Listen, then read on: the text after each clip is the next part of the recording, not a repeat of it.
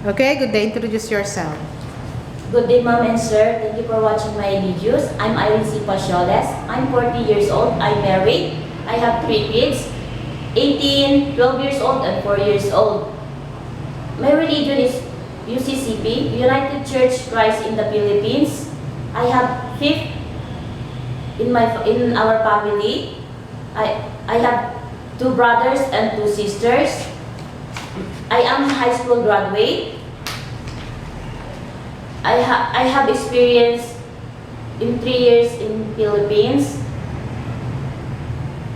How many person you serve? I serve four Members of the family. members in the family. 4 days. Consists 1 couple and 2 kids. How old? Their age is 2 years old and 9 years old. What did you do as a helper? I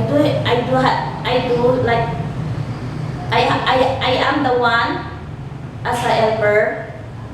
As a helper, I do cleaning, washing dishes, ironing, cooking, and take care of the baby and children. Okay, so you don't have any baby here. You just take care of the kids, right? Yes, Okay. So why do you want to work in Hong Kong now? for my future kid, for my kids' future. Okay. And who will look for your children if you're going to Hong Kong? My grandmother. Your grandmother is still healthy to look for them? Yes, ma'am. Okay. Okay, so your husband is a driver? Yes, ma'am. You're still living with your husband? Yes, ma'am. Yes, ma'am. Okay. How long you want to work in Hong Kong?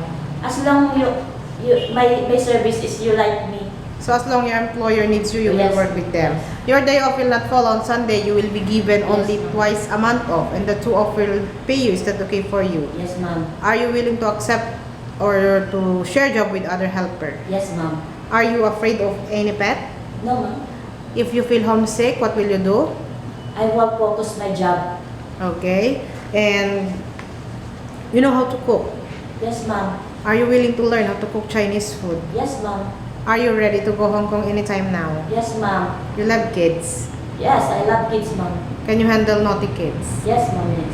Okay, your future employer is watching you. What can you assure and promise to them? Hi, good day, sir. Please hire me. I am a hardworking person. I am honest. If your child, I will take care for your child like my child. I love her very much like my child. Thank you, sir. Thank you. Okay, thank you very much. HL 2135.